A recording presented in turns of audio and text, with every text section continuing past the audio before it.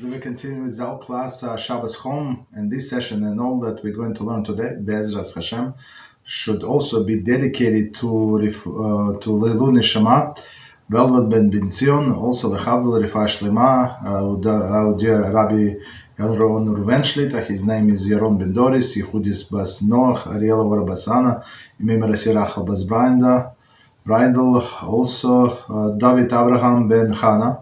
BeEzrat HaShem, I think he's sick, taking antibiotics. And also, Atzlacha Rabba to Giveres Chana Bas Avram Avinu, the whole family. All right, BeEzrat HaShem. So we continue today with our class Shabbos Home. And we're on chapter number 31, and our big topic is temporary oil. So, quickly, one second.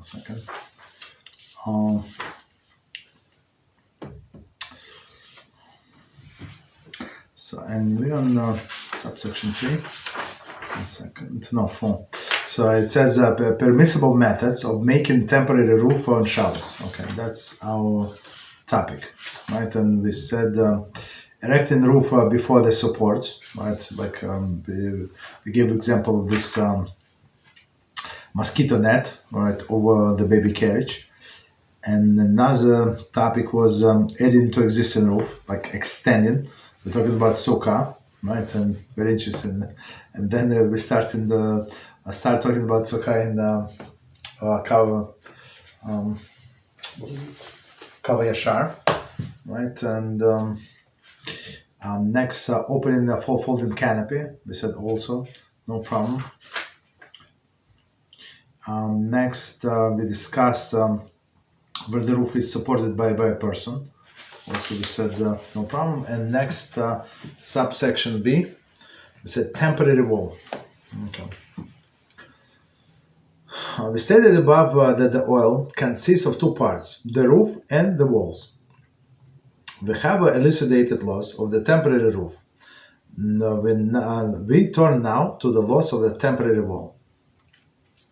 Number one, in the general permit to erect temporary wall. In most cases, one is permitted to erect temporary wall. For example, one made to stand the only few days on Shabbos. Okay. Since walls are not the main part of the oil, the sages did not include them in the prohibition. Okay. Thus, one is permitted temporarily hang up a curtain on Shabbos in order to create separation between men and women for the davening in the same room. Okay. The curtain may be attached only from above, right? But not from above and below. This would be regarded as a permanent wall and is forbidden under Melachot building. Also, it must be hung from the nails or hooks that they were there before Shabbos.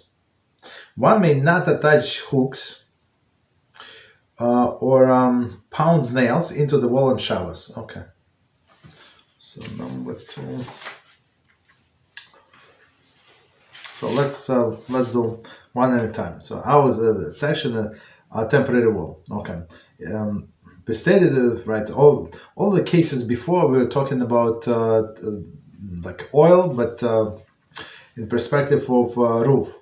Right, but we know that all of this was the tent oil, right, consists of two parts.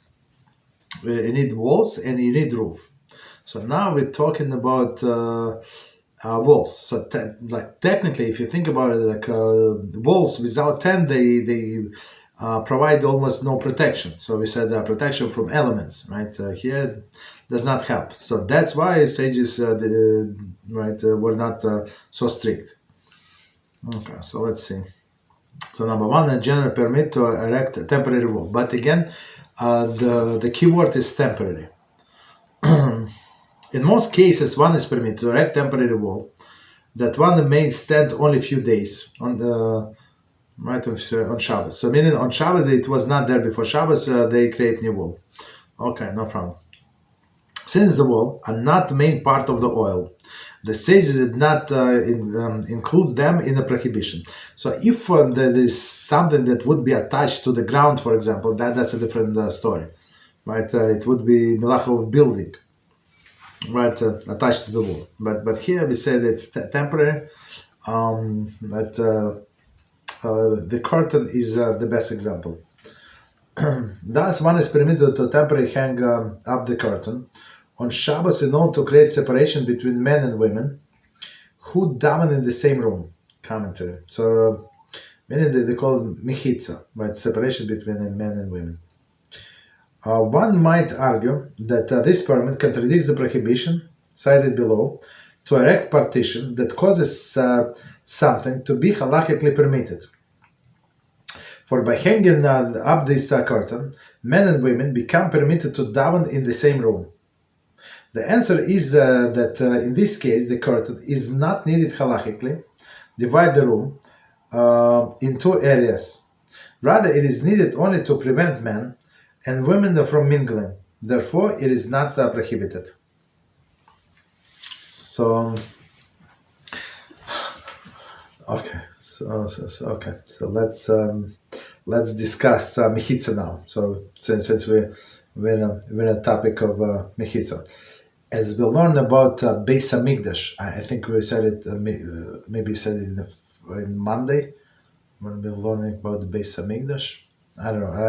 I think we said it in this class. I think, right? So we said the sages actually built extra. So the women's section, right, on the second floor, the terrace, the balcony, they have the best view, so they see everything that is going on in the courtyard, on the altar, like, and even beyond the altar from the balcony. What could be better, right? The top view. All right. Why? Right. It was not for them to have a good view. I mean, even though they got a better view than men, for sure. That's for sure. Right, but in order for them not to mingle with men, right? So women and men should be separate. So now they say if men and women have to pray in the same room, maybe it's like in somebody's house room. I'm not sure, something like that. Okay, so meaning some kind of room that they were not established. For initially for prayers. Okay. Maybe. I'm just thinking about it. Maybe it was Mincha on Shabbos. Still does not make sense. No, they need to read Torah. I'm not sure what the situation would be. Okay. No problem. So I wanted to say maybe on Sheva Brachas when everybody in the same house and they want to pray there, but still if it's Shabbos Mincha, right, you need to read from Torah. Okay, unless they have a scroll in their house, that's a different story. Okay. So again, from the beginning, one might argue that this permit contradicts the prohibition cited below to erect partition that causes something to become halakhically permitted. Right, halakhically permitted. For by hanging up this curtain, men and women become permitted to daven in the same room. So technically, do we need mechitza to begin with? Technically, not really, right? But in order for men not to look at women, right? So technically, is it forbidden to look at women? Technically, yes, but practically not. So right, so as we understand, right? So in order for them not to mingle during the prayer and not to have improper thoughts, so I would say just say build this wall, right? But can they pray for example in the same room if men in the front and women in the back? There is no problem. There's no problem whatsoever. So do they need mechitza? Absolutely not. You understand? So meaning technically we can pray men and women without mechitza. Okay. The answer is that in this case, curtain is not needed halachically to divide room in two areas. Rather, it is needed only to prevent the men from right and women from mingling. Okay. Therefore, it is not prohibited. So, meaning, I think I don't exactly remember, but I think he's referring to maki bipatish. So, maki bipatish, as we had many examples before, like striking a last blow. So meaning something was not halakhically permitted, and now after whatever we did, it is permitted. It was forbidden, now it's permitted. So that's would fall under this category. But we'll see the examples. Continue. The curtain may be attached only from the above, but not from the below. So meaning, as we learn, the laws of sukkah. So sukkah has to go to next to the ground. So it has to be like a minimum, like less than 3 tefachim from the ground. So I mean, if you have 3 tefachim, 12 inches, 11 inches approximately, but you would have gap from the floor to the wall where the wall starts. It's not considered to be a wall, right? So meaning in order to something considered to be proper wall, it has to be like there, like for sukkah, that attached, that normal wind would not swing it. Okay. So, but here in the case of curtain, for sure the normal wing would swing it. It's not attached, so it's not considered wall, but something. But right, it's not considered to be a halakhically wall, but something that would allow us to pray men and women together in the same room. So very interesting. I mean, we learn a lot just from this simple example. So again, last sentence. The curtain may be attached only from above, but not from above and below. This would be regarded as permitted, permanent wall. So meaning attached above and below, permanent wall, and is forbidden under the Melachot of building. Right. Also, it must be hung from the nails, then hooks that were in the wall before Shabbos. So right. So as we learned before, like what is a building? Building is attaching something to existing structure, right? Be it like tiny nails, okay, tiny nail, hook, everything. Okay. One may not attach hooks or pound nails on the wall on Shabbos. So, but on existing hooks, you can carry or hang on the rails or something.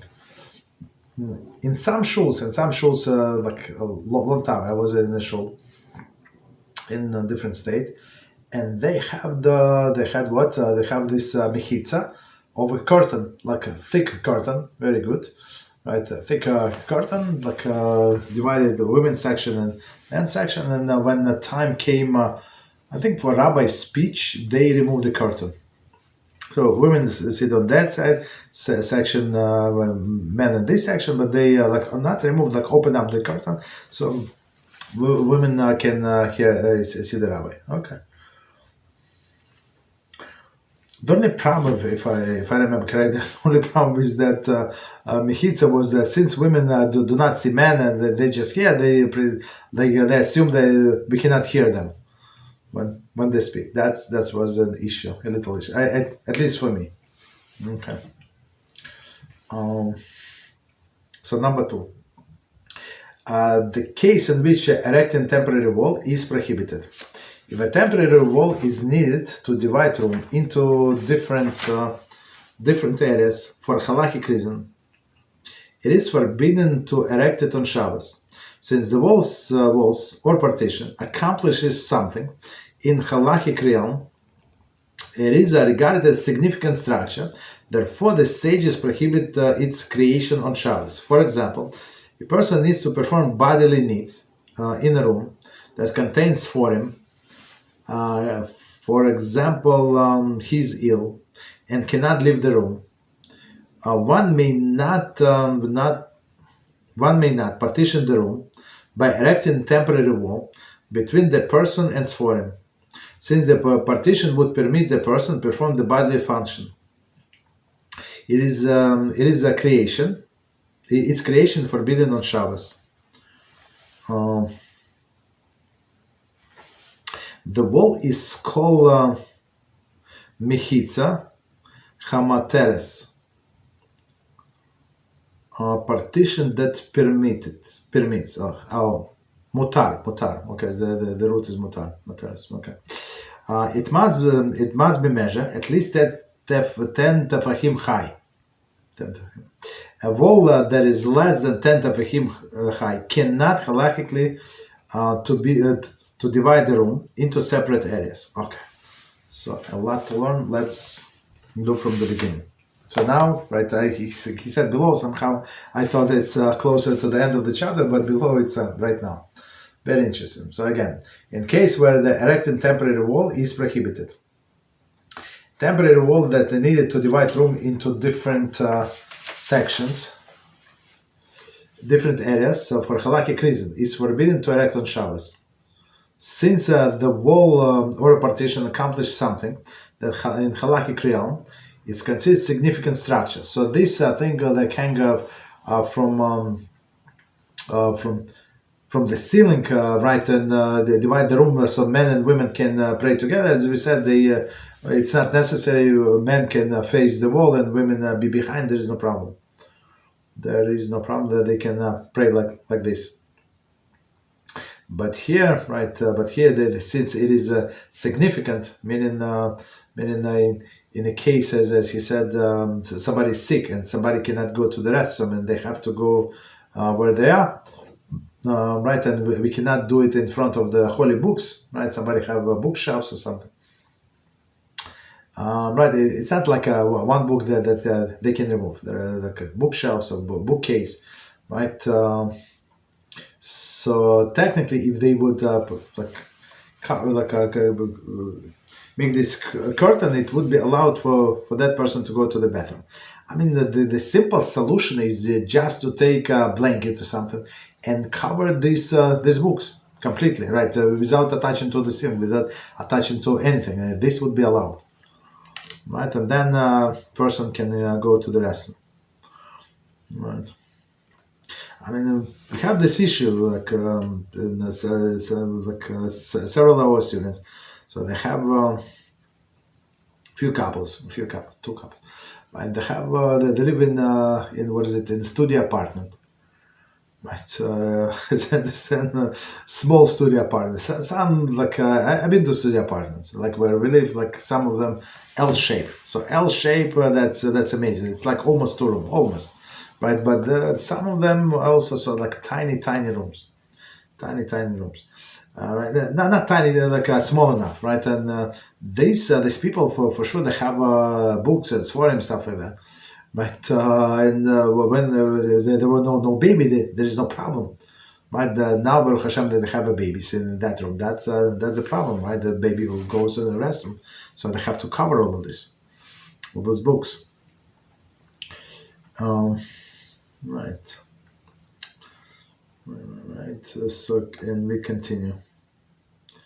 Right. So in this case, since this separation would be this wall would be significant, right? So now before that, a person was not allowed to perform the bodily function, right? Because of the presence of the book and of the books, and now he is foreign, right?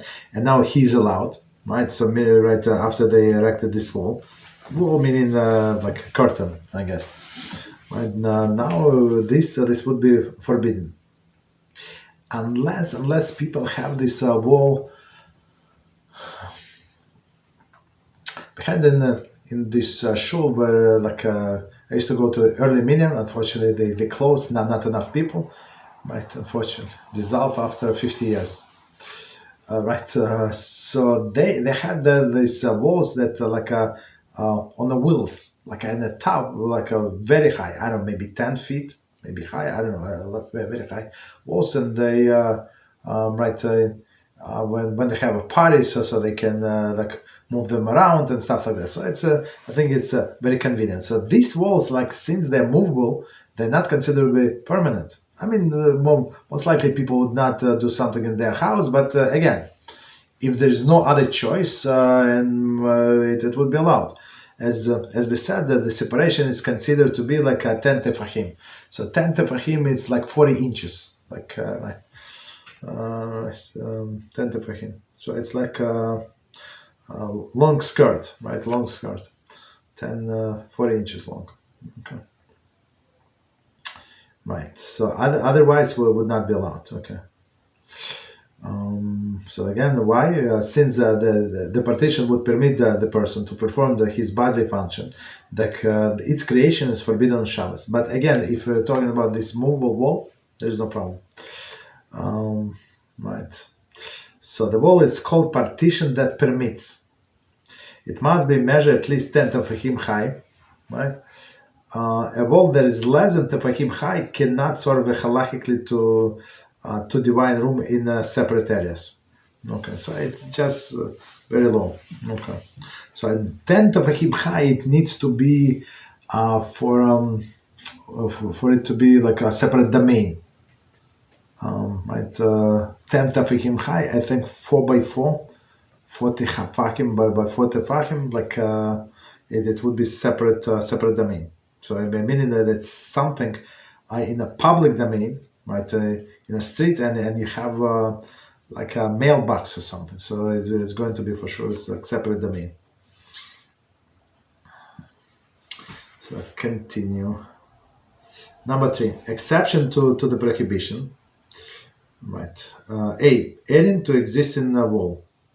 Even in case of the wall that was created, that creates halachic permit, if a tefach of the permitted wall was in existence before the Shabbos, one may add to it on Shabbos. For example, in the case of a room containing sforim, if one tefach of a curtain was unrolled in front of the sforim before Shabbos, one may unroll it completely before Shabbos. Right. So that's let's do one at a time.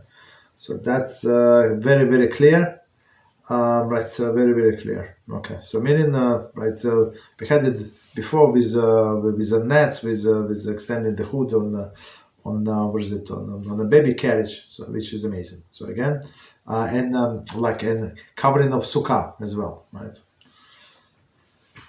So again, adding the existing wall, even in the case of the wall, creates a halakhic permit.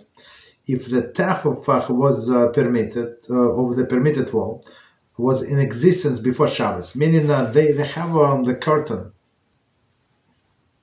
right? Curtain in front of the sforim. So usually it's open, the way I understand, next to the wall. And now they open tefach, right? And so they can completely close it around these bookshelves. Okay. For example, in the case of a room containing sforim, right? If a tefach of a curtain was unrolled in front of the sforim before Shabbos, one may unroll it completely on Shabbos. So I mean, in this case, people live as I said, like. First, I could not understand why he's saying that, and the people I don't know, they did not understand. Like they assumed that I know that they live in where was it in a studio apartment. How would I know? Like right, and I said, why would you say that? Don't have books in your bedroom, or put them in your like nightstand and cover maybe something like. I would give you all of the device, and then person said, no, that's one room. We have only one room. Okay, right. So in this case, it's they can do like a blanket, but blanket, I mean, does not look very presentable.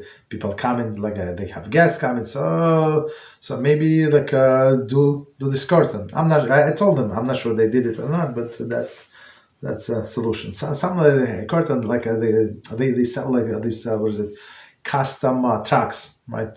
Curtain tracks, and like you can buy like a straight track, and then corner like a turn. And then you buy like all of these things that attach to it, like with the hooks, and you hang whatever you want, the curtain you want. So I think it's very convenient. Continue. Number 2, unfolded temporary wall, which is attached to the house. Right. One is permitted to draw out the folded wall that is attached to the house, even if the wall is halakhically divide the room into 2 separate areas.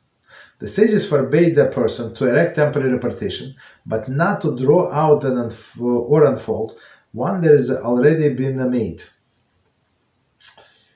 Okay, from the beginning, I'm not unfolding temporary wall that is attached to the house. Temporary wall. One is permitted to draw out a folding wall. Okay, the folding wall that is attached to the house. I mean, usually these walls, the way I understand, they're not attached to the house. They're just standing on the wheels or something. But attached to the house is understandable. Okay, attached to the house. Even this will halachically divide the room into two separate areas. Right. The sages forbade a person to erect a temporary partition, but not to draw out or unfold one is halachically that already been made. I think maybe sometimes in the conference room, like if you go to a hotel and they have like big room, like an initially big room, but you can split into multiple conference rooms, like for presentation. So meaning, and the wall go usually go into like the walls. This temporary drawn wall that goes into the wall, like they're completely. So it could be like huge room, so open compartment and they can unfold. So meaning, if they have they understand like Shabbat on like that.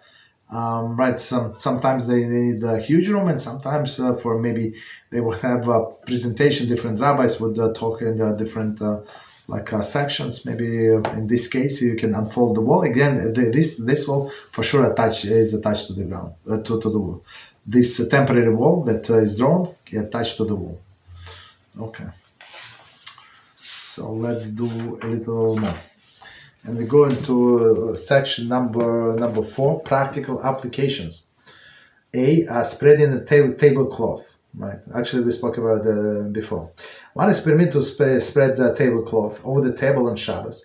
All the tablecloth drapes over the sides, right, of the table, and similarly creates a roof and walls. Right, if you think about it, it is not forbidden, for there is no tefach, empty space between the cloth and the table.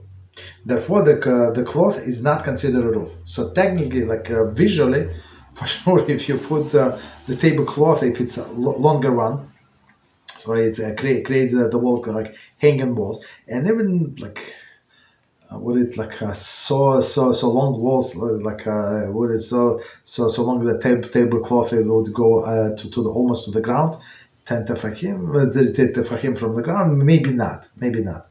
Maybe it's too much, right? It will bother people, like be on their feet or something, right? But still, it even the hangs are 4 inches, 5 inches, still not 10 inches, 15 inches, still right. Still, it looks like a wall. But again, as we said, the definition of roof, there is something beneath, like empty space under the roof, like at least one tefach. Tefach is a feast, right? So in this case, tablecloth, there is no problem. Right. So next one, spreading tallis over people. Right. It is a custom to spread tallis over the heads of a congregation while reading Hasan Torah and Hasan Bereshis on Simchas Torah. Right. This does not violate the prohibition temporary oil, for the tallis is held by people themselves. A roof supported by people is not included in prohibition. So I've actually discussed it before, right. So when on Simchas Torah we finish reading one sefer, and then we do second sefer. Then we do second sefer. So the last person who is called to the Torah, it's very respectful, right? Aliyah we usually give to somebody important that does a lot of things for sure, sometimes to rabbi, but not necessarily. Usually people to gabbais or people to balkora, and right. It's very respectful aliyah, right? And then Hasan Bereshis. So meaning the first person who is called who is called for to read for the next cycle. And usually we stop. I mean, that's Ashkenazi custom, at least. We stop after each day. So it was evening, and it was right, and it's morning, day 1, day 2, and etc. So, and we there is special tune, so everybody knows. It's very interesting. Everybody knows how to sing it beautifully. right? So meaning when and Hasan Torah, when we do Hasan Torah, the last guy who reads, no, it's actually Hasan Beresh. No, Hasan Bereshis. Hasan Torah is one person. Hasan Bereshis, right? So we invite all the kids, like right, under bar mitzvah. So I mean, if it's not too many, they can stand under the tallis, or they just stand next to it. I mean, sometimes too many children, not too many, but a lot of children. Baruch Hashem. There are never too many. Okay. Right. So in the 4 people, they hold that huge tallis. In my shul, as I said, I'm not sure if it's a real tallis. I've never seen this tallis like that. I don't know, like 20, 30 people can stand under the same tallis. It's huge. And they have separate poles. Like I think poles were created for this, like from a long time ago, with the hooks, and they hold this tallis. But still, like it is supported by men. That's why it is, as he said, it is allowed, because it's not considered to be like a roof, and for sure it's temporary. People, I mean, even for this period of time, people, like, especially like they get tired. Okay, get tired holding it. Okay, so continue. Draping the blanket of the chairs, right? As we said before, that's a problem, right? The children's game, right? It is forbidden for children to drape blanket over the 2 chairs on Shabbos in order to make tent in which to play, because the blanket is being used as a covering for people. It is prohibited even through the lax walls.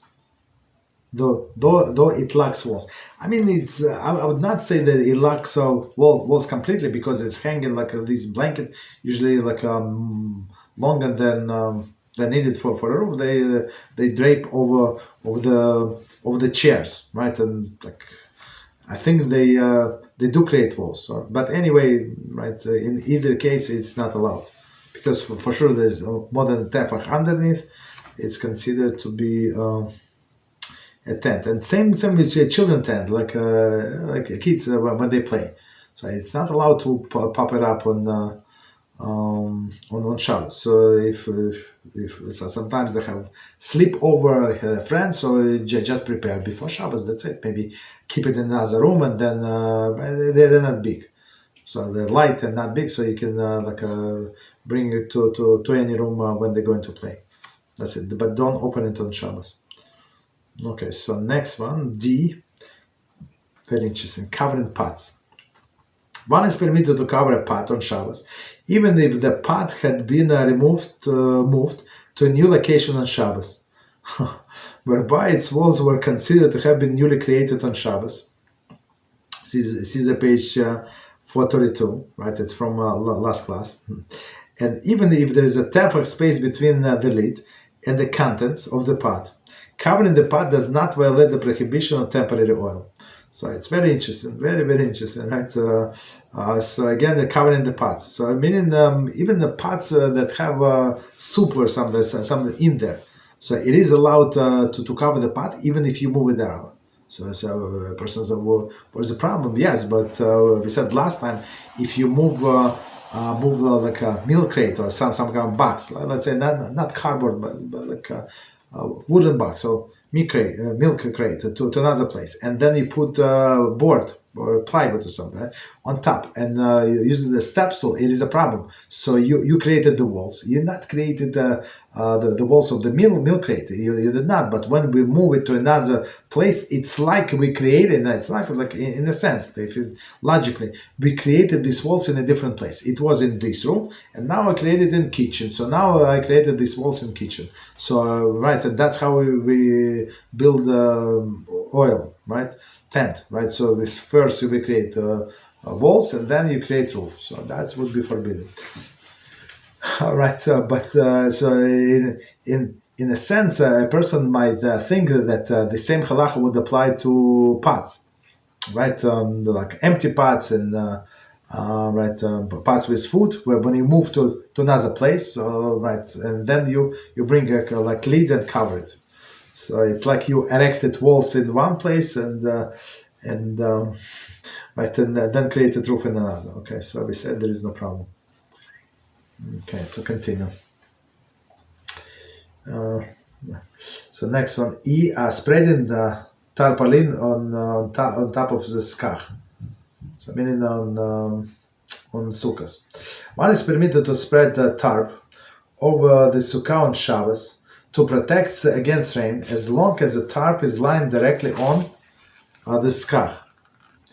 Since there is no tefach of empty space beneath the tarpaulin, and it is not deemed as a roof. If, however, the tarpaulin is raised a tefach above the skach, it may not be unfolded on Shabbos, right? For it is then regarded as a roof. In the case of one who wishes to use tarpaulin on Shabbos, must unroll tefach of it before Shabbos. He is then permitted to unroll its fully on Shabbos. So, I mean, we already discussed it in the previous time, but here's just a summary. So again, if we want to cover our sukkah with this tarpaulin, right, on Shabbos, so it is permitted. So why again? Because it's not actual roof. Again, the same rationale is with as with the tablecloth. It must be tefach between this and the floor. So by the floor, like there's no empty space. Why? Because this plastic, this tarpaulin, goes on top of the skach. So it's not considered to be a real roof. Right, that's one thing. And since Right. So, but if it's raised one tefach, I'm not sure why it would be raised one tefach. Right. So, but if it raised one tefach, maybe because it's windy and like I don't know. I'm not sure what would be raised one tefach. Okay. So if it's raised, it is a problem. Okay. So right, it would be regarded as a rule. So, and if one wishes to unroll tarpaulin, so his second condition is it must be like continuation of the existing, right? So you can unroll. So and like to remind what we said last time, you cannot just put a roll on top or on the sukkah. It must be unroll one tefach, like a little bit. But since there is a wind and outside, so I would say make sure that that you use the ropes or something to keep it in place. Don't you can make a what is it? You can make the knot and a bow, right? And then this thing you can unknot on Shabbos. There is no problem. Right. So meaning that to make sure that you have always this one tefach open or more. Okay, so continue.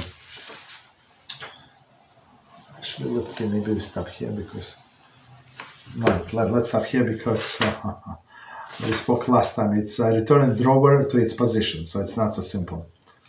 It's not so simple. It depends what kind of the drawer. Right, so the drawer like inside of the, for example, inside of the